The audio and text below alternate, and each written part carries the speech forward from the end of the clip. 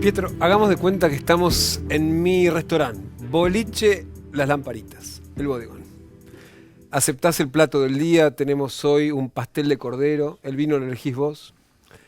¿Por dónde arranca la crítica? Si surge alguna crítica, surge a partir del sabor. Para mí el elemento esencial en un plato es el sabor. Después viene todo el resto, viene la presentación, etcétera, etcétera, etcétera. Pero el sabor es el que define. Si un plato está sabroso, significa que haya alguien que entiende lo que es el equilibrio entre los ingredientes, que supo manejar el fuego, que supo combinar todo, y por lo tanto, bueno, a partir de ahí yo tengo un parámetro, una pauta de que ese plato puede ser bueno o no. Ese es el punto de arranque. Y eso es algo que se aprende, viene de la experiencia que uno adquirió en la casa, digamos. Porque lo que puede ser rico para vos no necesariamente es para otro, ¿no? Hay una cuestión que obviamente es subjetiva. Hay parámetros que son subjetivos y parámetros que son objetivos. O sea, si un plato está salado, ese es un parámetro objetivo. Y después hay otros que dependen un poco de tu formación, de tu experiencia, de cómo estuviste acostumbrado en tu casa, etcétera. Pero cuando se evalúa, si podemos usar esta palabra, que la verdad que es un poco grande, pero cuando se evalúa un plato, uno tiene que hacer todo lo posible para sacar de la cabeza la parte, o la mayor parte, la mayor cantidad de elementos subjetivos y dejar el espacio a los elementos objetivos. Quiero decir, una carne demasiado cocida es un elemento objetivo. Lo salado. Bueno, el gusto va cambiando, los franceses la comen medio claro, cruda, acá después, bueno, se acostumbra también. Sí, pero una carne, digamos, cocinada en exceso, tiene, en mi opinión, una falla, porque pierde humedad y por ende pierde una parte del sabor, etcétera. Una carne demasiado cocida, por más que existan lugares donde se acostumbra a comer una carne muy cocida, bueno, ahí esa carne pierde una parte importante del sabor y por lo tanto tiene una falla, si la queremos llamar así, una pequeña falla. Hablando de carne, si te dan a elegir pasta o asado, ¿qué elegís? Pasta. No es porque no me guste la carne, adoro la carne, pero no podés olvidar que yo nací en un lugar donde se come mucha pasta. Yo soy italiano. Pasa exactamente lo mismo, obviamente con la pasta, que pasa en Argentina. En Argentina la gente está acostumbrada a comer mucha carne y puede comer carne todos los días sin ningún tipo de inconveniente, no se cansa. Y nosotros en Italia estamos acostumbrados a comer mucha pasta. Entonces aprecio y he aprendido a darle el valor que se merece a la carne, por ejemplo, la carne vacuna. Eso lo aprendí acá. Lo aprendí porque acá existe una carne de calidad extraordinaria, porque existen asadores eximios, que no es un detalle secundario. Acá la gente sabe asar la carne. ¿Y aprendiste a hacer asado? O sea, ¿te consideras, viste esa cosa que tiene que ver con el DNI de la nacionalidad, de la gastronomía argentina? Te doy un detalle, no sé si es un detalle, pero antes de preparar mi primer asado esperé 15 años. ¿15 años? Sí, estuve observando los asadores, cómo se movían, cómo trataban el producto, cómo encendían el fuego, cómo esperaban la brasa, la distancia que se necesita, la distancia prudencial que se necesita entre los herrajes, la carne y la brasa, bueno, en fin, todas esas cosas que finalmente se transforman en un asado más o menos exitoso. Bueno, ahí estuve observando, intenté observar, tomar nota dentro de mi memoria y finalmente después empecé. Pero yo no soy un eximio asador, soy una persona que puede cocinar una carne asada bien. Y existe esa frase, no, vengan a casa a comer asado, ¿te animás a invitar a comer a tu casa? Sí, no hay ningún problema, en ese sentido no hay ningún problema. Quizás no soy un asador tradicional, en el sentido que no me gusta ir derecho a la carne, no soy de tanta picada y de todo ese preámbulo, que en mi opinión es dañino. ¿A qué me refiero? Dañino en el sentido que llegas a la carne ya un poco cansado. Claro, y si primero chorizo, morcilla, qué sé yo, llega, claro, parece el postre. Entonces prefiero ir así, limitar al máximo la parte preliminar y ir derecho a la carne, porque la carne la verdad que se merece un escenario de privilegio. ¿Y cómo te llevas con la versión argentina de la comida italiana? Digo, la pizza que desborda de mozzarella o, no sé, o ananá, qué sé yo, digamos, ¿cómo te llevas con eso? Me llevo bien porque creo que es un orgullo. Esto solo lo digo como italiano, ¿no? Y como italiano que vive acá, ya son 30 años casi, 27. Me llevo muy bien porque encontrar rastros concretos de la cocina del país donde yo nací y donde yo crecí, en un país que está a 11.000 kilómetros de distancia de mi país natal, para mí es emocionante. O sea, llegar a la Argentina y encontrar el pesto, faina, pizza, pasta, negocio de pasta fresca, etcétera, etcétera, es emocionante. Ahora después podemos, ni siquiera no hay mucho para discutir sobre el hecho de que cambiaron los platos. Has dicho, el pesto genovés es una cosa, el pesto porteño no tiene nada que ver. Es diferente. Ahora, ¿eso pero lo sí aceptás mantiene la amorosamente? Digamos, ¿Perdón? Digo, ¿lo aceptás amorosamente? Sí. ¿Sí? Sí, porque hay que entender por qué sucede, por qué sucedió. O sea, no es que se hizo por maldad o por desprecio, no, se sucedió porque cuando llegaron los inmigrantes, los primeros inmigrantes hace, no sé, 150 años atrás y quisieron replicar de alguna manera la receta de su región, de su ciudad, de su tradición, de su tierra, etcétera, porque la receta, la comida es una conexión con tu pasado, con tus raíces, pero también es una forma de comunicar con tus nuevos vecinos. Entonces, por eso que es emocionante eso. Entonces, cuando empezaron a replicar, y quién sabe si había, no sé, en el caso del pesto, si había albahaca, si había el queso que corresponde, si había aceite de oliva, si había piñones, claro, etcétera, etcétera, etcétera. Uno quiere replicar, o sea, tiene nostalgia, quiere de alguna manera volver a conectarse con lo que dejó, y en un caso como Argentina, que es un país realmente muy lejano. No es como ahora te tomas un avión y dentro de todo, en 12, 13, 14 horas estás en Italia. Antes vos te ibas y no volvías, muchos no volvieron nunca más. Y entonces, esa idea de reproducir el sabor de origen es fantástica. Ahora, y de a poco, bueno, fue evolucionando, se fue adaptando. Las otras colectividades, los otros inmigrantes, las otras mujeres que estaban en los conventillos empezaron a intercambiar su receta, los platos se transformaron, se agregaron ingredientes, se restaron otros, y así nace, por ejemplo, la cocina ítalo-hispano-porteña, que es la comida emblemática de la ciudad de Buenos Aires. Esa es una fusión extraordinaria, es una fusión de culturas, de experiencias, de sabores. Y yo realmente la considero un patrimonio. Hay muchos italianos que llegan acá, y muchos, no sé si muchos, pero varios que llegan acá y a veces superficialmente, no sé, critican la pizza y esto y lo otro. Es una pizza diferente. Es una pizza que evolucionó de otra manera, es una pizza que no tuvo conexión física con Italia, porque ahora estamos conectados, pero hace 150 años atrás la única conexión era el barco, eran las cartas. Entonces esa receta se transformó en otra cosa, en una cosa diferente, en una pizza diferente, en una pizza que se adaptó a la idiosincrasia local. Es una pizza que, como decía vos, desborda de queso. Entonces, de hecho, el descriptor típico de la calidad para un consumidor de pizza promedio argentino es la cantidad de queso. La primera cosa de que se habla es la cantidad de queso. Cuando uno te dice, no, yo fui a una pizzería, vi una pizza extraordinaria, chorreaba de queso, era fantástica. Un italiano quizá busca otras cosas, pero no porque sea mejor o peor, simplemente porque está acostumbrado a otras cosas. Eso es más o menos el tema de las recetas ítalo-argentinas. Pietro, venís de una de las ciudades más bonitas del mundo, de Génova. ¿Por qué te quedaste en Buenos Aires? ¿Por qué elegiste Buenos Aires? Porque venía por trabajo y una vez, 2 veces, 3 veces, etcétera. Y la verdad que me pareció una ciudad muy atractiva. Me refiero a Buenos Aires.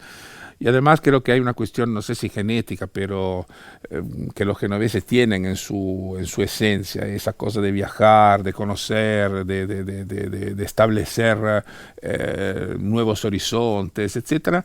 Y bueno, y finalmente, por motivos laborales, por motivos familiares, porque mi esposa es argentina, decidí que este era un lugar donde se podía vivir una segunda vida, porque como te decía, yo llegué acá grande, era un hombre ya de 30 años, entonces ya había vivido una parte de mi existencia en otro lugar y finalmente, bueno, llegué acá y me pareció interesante encarar una segunda etapa. Y una parte de arriba de cruceros la pasaste de tu vida.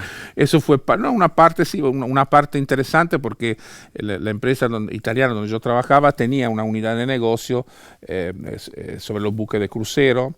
La parte de negocio era vinculada a los free shops y a la provisión de comidas, al manejo del personal de cocina, etcétera. Bueno, y en mi proceso de formación profesional me tocó vivir esa etapa, cosa que agradecidísimo. Porque ¿Y en la cocina del crucero también? Sí, sí, una de mis funciones era pensar, organizar los menúes, el servicio de cocina, los cocineros en los buques que tenía mi compañía. Entonces esa era una parte de mi trabajo, organizar la provisión de los víveres en los puertos donde llegaban los barcos. O sea, era un trabajo de organización, es un trabajo muy formativo, que todavía me sirve hoy en día, porque ahí aprendes un poco todo, aprendes a relacionarte con los cocineros, aprendes a relacionarte con el público, aprendes la organización, aprendes la estructura de costo de este negocio de la gastronomía, etc. Bueno, en fin, fue un trabajo extremadamente formativo desde lo profesional, que después me sirvió en mi tarea de periodista. Pero no cocinabas. No, yo la cocina era y es todavía un hobby, o sea, yo no soy un cocinero profesional, o sea, yo no cocino en un restaurante. La gente dice que cocino bien, que tengo nociones de cocina, etcétera, pero yo no cocino en un restaurante. Entonces, bueno, mi experiencia, mi hermano es cocinero, mi padre trabajaba en estas cosas, entonces es como que siempre tuve un vínculo a lo largo de mi vida. Mi madre es una eximia cocinera, entonces siempre, pero una cosa es ser un cocinero en una casa y otra cosa es ser un cocinero en un restaurante. Hablaste de tu madre cocinera. ¿Cuál es el plato de tu casa, de la casa de tus padres? Hay dos o tres que son recurrentes. O sea, uno, por supuesto, es el pesto. Pero eso porque el pesto en Génova es una especie de religión, cae como se come con cuchara. Sí, por ahí, sí, casi así, ese es el vínculo. Las milanesas de mi madre son realmente notables. Todos dicen eso de las milanesas de sus madres. Sí, porque la milanesa es un plato de hogar. La milanesa no es un plato de restaurante, si bien se come en los restaurantes, pero es casi imposible que en un restaurante uno pueda comer una milanesa que tenga el sabor que se logra en una milanesa de hogar, porque el condimento, la forma de cocinar que tiene una milanesa de hogar es siempre la misma y es una adaptación de la receta realizada en función de los gustos de la persona que vive en esa casa. Entonces uno adquiere ese sabor y no lo vas a encontrar en un restaurante. Pensalo. Cuando uno normalmente come una milanesa en un restaurante, es muy difícil que uno diga es extraordinaria. Vos podés decir, sí, es rica, está bien hecha, tiene un buen apanado, como se dice ahora, la carne es tierna, jugosa, pero es prácticamente imposible lograr ese sabor.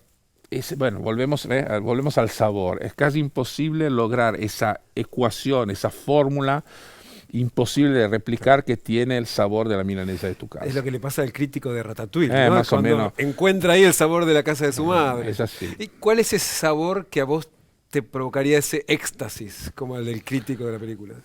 No, por ejemplo, hay combinaciones que para mí son muy tentadoras. No sé, por ejemplo, la combinación pasta con pescado o con mariscos para mí es realmente muy atractiva.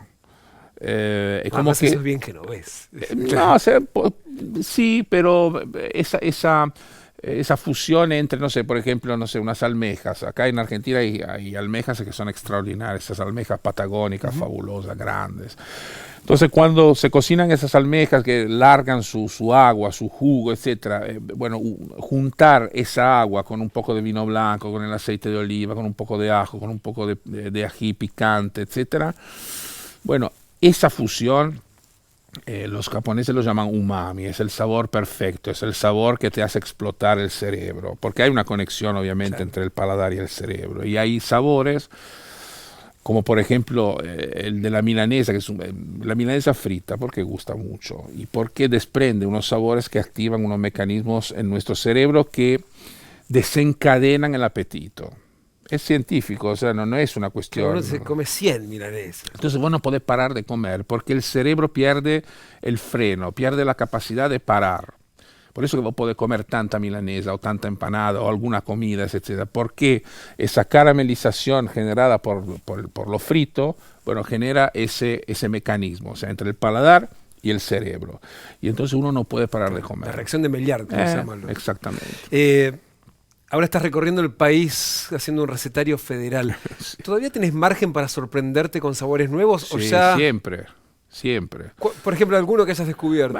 No sé si los sabores, pero sí también los sabores. Pero a mí lo que me sigue sorprendiendo siempre es la calidez de las personas. Una cosa es vivir en Buenos Aires, ciudad extraordinaria, dinámica, vital, llena de energía, etcétera, pero también llena de agresividad, de una velocidad extrema, etcétera. Y otra cosa es recorrer otras provincias del país. La vida es totalmente diferente, las personas son totalmente diferentes, hay otro ritmo, hay otra forma de encarar la vida, la comida, etc. Hay una conexión muy fuerte entre el productor del territorio, los productores del territorio y las recetas de esa región, etc. Entonces, por ejemplo, no sé, el fin de semana pasado estuve en Catamarca. Cuesta del Portezuelo, Las Juntas, o sea, lugares magníficos. Y ahí con un charqui, con los zapallos típicos locales, con los quesos de cabra, etc. La verdad que uno entra en una dimensión donde el producto, la materia prima, es tan natural que te vuelve a conectar con emociones que son realmente genuinas. O sea, no hay tanta historia, o sea, como muchas veces nosotros encontramos acá, donde buscamos ciertos restaurantes, ciertas comidas, etc. Buscamos cosas que en realidad son medias artificiales. Ahí te conectas directo, te conectas con el productor, te conectas con ese producto noble, simple, un queso que sale realmente de la leche de esas cabras que viven en un ámbito todavía impoluto, etcétera. Y bueno, el resultado final muchísimas veces es un resultado que emociona, porque es un sabor que normalmente no encontrás acá. Entonces, bueno, esa es la parte emocionante de mi trabajo, pero repito, la parte aún más emocionante es esa conexión con la persona que viven ahí, personas que te abren sus puertas, personas que están dispuestas a contar sus historias, a pasar su tiempo con vos, para contarte de su trabajo, para explicarte cómo se vive en ese lugar, etc. Eso para mí es extremadamente valioso. Tuviste que venir un genovés a darnos a conocer una Buenos Aires que estaba a la vista, que era la de los bodegones. Hace, en el 2008 creo que lo hiciste el trabajo, ¿no? Sí, hace 11 años atrás. Y claro, uno, siguiendo la guía, recorrimos la ciudad extraordinaria. Después nos diste el recetario, a ver si podíamos traer el bodegón a casa, a ver si funcionó o no. Viene un amigo tuyo de Italia, tiene solo un día en Buenos Aires. ¿A dónde lo tenés que llevar? Seguramente a un bodegón, seguramente. Depende cuáles son los platos que le gustan más, porque hay bodegones que, no sé, se especializan más, no sé, en pastas, o otros que se especializan más en platos de larga cocción o cazuelas, etcétera. Si viene un amigo de Italia, no voy a un bodegón para comer pastas, porque sería riesgoso, porque si la persona no tiene la cabeza abierta y no hace ese razonamiento que hicimos antes, corremos el riesgo de que diga, no, la pasta, no sé, no me gusta, demasiado cocida, entonces lo llevaría a un bodegón donde hay buenas rabas, donde hay una buena tortilla bien hecha, donde hay buenos buñuelos de acelga, donde hay unas gambas al ajillo impecables. Entonces yo iría ahí, por ejemplo, con un italiano, con un invitado italiano. ¿Estos platos los incorporarías en lo que vos llamás la nueva cocina argentina? Sí. mucho español, mucho italiano. A ver, hay una parte de la cocina argentina que es representada por la cocina ítalo-hispano-porteña de Buenos Aires. Esa es una parte, pero también hay otras partes. Está la cocina del NOA, la cocina del litoral, la cocina de la pampeana, la cocina patagónica, etc. Nosotros tenemos que tomar elementos típicos de cada uno de estos ámbitos y meterlos dentro de un recetario común. Ahora, también hay una realidad. Los platos que se transforman en un elemento o en un valor estable de un recetario nacional son los platos que son compartidos dentro de todo el territorio. Si no, parece casi una limitación, pero la milanesa, que no es un plato nacido acá, es un plato que vino de otro lugar, pero sí se puede considerar un plato nacional, porque lo encontramos desde Ushuaia hasta el lugar más al norte del país. Lo encontramos en todos lados.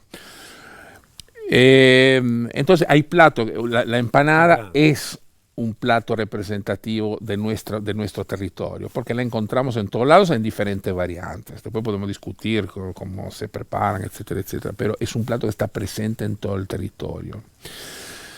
Pues hay otros que, no sé, el locro. El locro es un plato conocido, pero no es un plato que uno encuentra sistemáticamente. No, además tiene un día en el calendario. Exactamente. Digamos, en noviembre no te hacen locro. Entonces ahí la duda de que se pueda considerar desde el punto de vista gastronómico, no desde el punto de vista emocional, simbólico, etcétera, un plato de recetario nacional, bueno,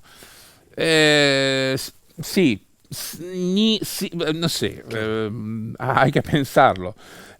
Y así con diferentes platos. Entonces tenemos que pensarlo bien y Argentina tiene muchos recursos. Lo que tiene que hacer es lo que se está haciendo, o sea, tomar lo que tenemos, nuestras carnes, nuestro pescado, nuestro marisco, nuestros quesos, etcétera, y alguna de las recetas que tenemos, y trasladarlas, sin desvirtuarlas, a una instancia más contemporánea, porque hoy la gente come de otra manera, no come como se comía hace 40 años atrás. Hoy en día la gente quiere menos grasa, dentro de todo un poco menos cantidad, quizá guarniciones más cuidadas, etcétera. Sin, repito, hacer cosas raras, pero eso es lo que sucede. Sucede acá, sucede en Brasil, sucede en Italia, sucede en Francia, sucede en todos lados, porque la gente cambió algunos parámetros de su alimentación. Y esos cambios vos tenés mucho que ver en los cambios que se produjeron en Argentina. Uno de los creadores del canal Gourmet, que nos cambió la cocina a todos, y construiste el chef como una celebridad que no existía en Argentina, ¿no? No tanto, pero no tanto como ahora, quiero decir. Pero esas son cosas que suceden. Eso sucedió en un momento en el cual evidentemente eso tenía que suceder, y sucedió y funcionó muy bien. Y creo que, por ejemplo, en ese caso, esa herramienta comunicacional gastronómica fue beneficiosa, pero fue beneficiosa para todos, fue beneficiosa para quien observaba, quien empezó a conocer cocineros que nunca habían salido en una pantalla. Claro. Sí, sí, o sea, formaban parte de un círculo muy cerrado. Pienso en, Ada Concaro. Ada Concaro, realmente si la queremos, si se puede aplicar esa palabra, una prócer de la cocina argentina en la televisión. Pero ahí nació, desde el punto de vista mediático y profesional, creo, no creo que se va a ofender si lo digo, no sé, Narda Lépez, claro, Donato De Santis, Borja Blázquez, bueno, en fin, pasaron, diría todos, claro, por ese canal, y eso fue, creo, interesante porque con mérito, estos cocineros empezaron a transmitir cosas que antes no se habían transmitido nunca. Y por lo tanto, bueno, es un aporte interesante a nuestra gastronomía nacional, y para que el mundo del vino, el mundo de la cocina, los cocineros, los productores, etcétera, empezaran a tener una dinámica diferente dentro de este mundo de la gastronomía que, dicho sea de paso, es un mundo que le interesa a muchas personas. Obviamente los problemas en la vida son otros, pero sin embargo las personas salen mucho, sobre todo en Argentina. Sí, comer rico nos gusta a todos, claro. Salen mucho a comer afuera, una comida confortable. Confortable no significa cara, significa una comida bien hecha, siempre bienvenida, siempre Claro. bienvenida, y por lo tanto es algo que le interesa a las personas. ¿Cómo te llevas con los recetarios ajenos, con los libros de cocina de otros? Y leo todo, soy un lector voraz. Entonces cuando hay recetas interesantes, o sea, me gusta ver si funcionan, porque uno, eso sí, uno lo ve desde lo profesional, pero también el lector de recetas, digamos que no es un profesional del sector, busca eso, o sea, que la receta que uno encuentra en un libro, en una publicación, o en una página, etcétera, funcione. Claro. Entonces yo busco eso. Entonces pruebo y si la receta funciona, digo, Prestarle lo atención. hizo bien, lo hizo bien. ¿Y tus amigos te invitan a comer a sus casas? No debe ser fácil invitarte a comer. Es la eterna, es el karma eso. Todo el mundo dice, no, pero no, porque si no es un problema, ¿no? ¿Qué va a decir? No estoy tensionado, no puedo. Digo, pero hace un plato de fideos y terminamos. O sea, O sea, nunca te invitan. hay algo de eso. No, obviamente hay algunos amigos que me invitan, pero hay como un temor aparente de la otra persona que yo vaya a comer a su casa por un miedo, si lo queremos llamar Claro. así, de que yo pueda decir algo de la comida, pero la verdad que no existe eso, yo soy un comensal común y corriente. Uno tiene que honrar el hecho de que alguien te invite a su casa y tiene que comer lo que está en la mesa y chao, no se dice nada, No te pones en profesional de la cocina. No, ahí. absolutamente. Y No. cuando sí te pones en profesional de la cocina, hoy hay muchas aplicaciones, redes, con esta cuestión de la crítica colaborativa, todo el mundo opina, se llena de estrellitas o no, pueden destrozar un buen bodegón o darle crédito a alguno que no lo tiene. Lindo problema. ¿Lo ese. mirás? O sea, ¿prestás atención a la opinión de los demás cuando vas a un lugar a hacer un trabajo profesional? Siempre presto atención a las cosas que dicen los demás, pero no específicamente, pero siempre, porque siempre hay que escuchar con atención.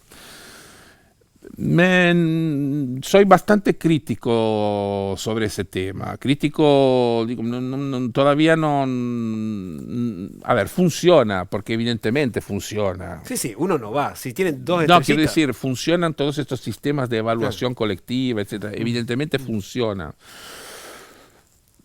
Pero los daños que provocan son enormes, porque la repercusión que es una repercusión que se amplifica de una manera monstruosa, y el daño que se puede hacer, que puede hacer una persona que no es profesional y que dice, mira, ese restaurante no, porque me trataron mal, porque la luz estaba no sé qué. Muchas veces, si uno lee con calma los comentarios de los usuarios, yo te diría que un 50% no habla de la comida, habla de otras cosas. Sí, la atención es un punto fuerte. Habla de la atención, habla de si la luz, que si la música, que si el baño, que de eso. Y no hablan de la comida. Y si hablan de la comida, hablan de una manera muy superficial, sin un detalle. Entonces, destruir un restaurante o una actividad en la cual están involucradas personas, familias, etcétera, eso hay que hacerlo habría que hacerlo con un poco más de cuidado. Si bien es cierto que todo el mundo tiene derecho de opinar y las redes están para eso, pero el peligro que tienen las redes en ese caso es muy fuerte. Vos podés destruir una secuencia de comentarios que se amplifican, porque ahí se amplifica todo automáticamente, pues la gente se ensaña, se divierte, etcétera, etcétera. Bueno, puede ser muy perjudicial por una actividad, por familia que trabajan, trabajadores, etcétera. Entonces, bueno, en ese sentido las redes con el tema restaurantes, no sé cómo se podría filtrar o cómo se podría moderar eso. Es complicado. En tu libro de la carne hay uno de los personajes de los que te quejas, y con razón, es del nuevo carnicero que sabe poco de cocina. Y entonces siempre te vende las mismas 7 cosas, 8 cosas, ¿no? El carnicero, yo digo, en Argentina es seguramente uno de los mejores amigos del hombre. O sea, Claro. porque es una persona que uno frecuenta Y además uno quiere quedar bien para que te venda el mejor, ¿no? La media res tiene entre achuras y cortes aproximadamente 40 opciones. No son pocas. No, claro. Y en general las personas utilizan un porcentaje mucho más bajo. Yo creo que se utilizan con frecuencia 8, 10, 12, 15 cortes. Siempre lo mismo. Por varias razones. Primero porque la gente se acostumbró a ciertos cortes y los utiliza de una manera muy convencional. Y segundo, porque el oficio noble, antiguo, extraordinario del carnicero se fue perdiendo. Cuando en tiempos un poco lejanos, cuando uno iba a una carnicería, el carnicero te preguntaba, ¿para qué? Claro, es para la olla, para el ¿Para horno. qué? Para claro. la cacerola, para el horno, etcétera, etcétera. Y te decía, no, no, esto no, el buen carnicero. Eso, la verdad que se perdió bastante, o casi del todo. Entonces me parece que estamos desperdiciando un oficio, un conocimiento, una sabiduría que no vendría muy bien y que no viene muy bien llegada la hora de comprar. Porque a veces si tenemos que hacer un plato de larga cocción, un guiso, etcétera, no tiene sentido comprar un corte caro. Claro. Conviene comprar un Sí, corte va a ser más sabroso. Incluso, claro, que tenga ciertas características y que se adapte al tipo de cocción.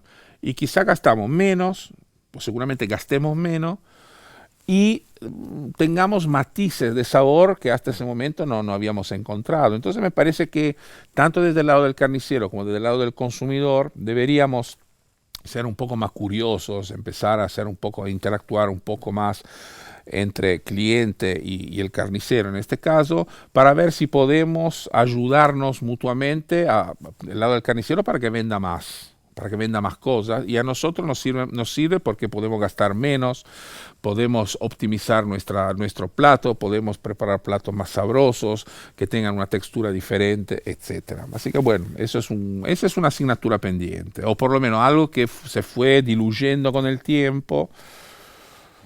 Y bueno, en un país donde se comen más de 50 kilos de carne vacuna por persona por año, uno de los promedios más altos del mundo, quizás, no, con Uruguay estamos ahí. Bueno, la verdad que es una pena no aprovecharlo.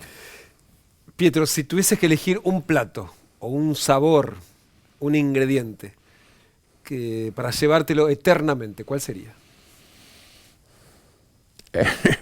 Hay un plato de una localidad cerca de mi ciudad natal, que es Génova. El pueblo se llama Recco, está a 25, 30 kilómetros de Génova. Y se especializa y ahí también hay una conexión con Argentina, se especializa se llama focaccia con il formaggio. Ustedes piensan en una fugaceta rellena de queso, pero con una masa delgadísima, pero delgadísima, nada que ver con la que colocamos acá, que es muy espesa. Y ahí en el medio ellos colocan un queso típico local que se llama Prichenseur, o si no utilizan otro que se llama Stracchino, que es un queso que de alguna manera recuerda al queso cremoso de acá, pero es mucho más suave, mucho más tierno. Bueno, se coloca aceite de oliva, una capa delgadísima de masa que no tiene levadura, el queso en pedacitos así, pero a lo largo de toda la fuente, y después se cubre con otra capa delgadísima de esa masa. Y aceite de oliva, sal, se hacen unos agujeritos ahí en la masa y se coloca en un horno muy caliente. ¿Qué sucede ahí? El queso en 4 o 5 minutos se derrite, empieza a salir de esos agujeritos que hicimos, la parte de arriba se pone crocante, dorada, el aceite de oliva hace su función con la sal y se mezcla todo. Ese plato es fabuloso. Puede comer, pero una fuente de 1 metro de diámetro. Eso no termina nunca. Bueno, eso quizás me lo llevaría conmigo a otro plano existencial. Eso no estaría mal. Buen provecho. Buen provecho. Gracias.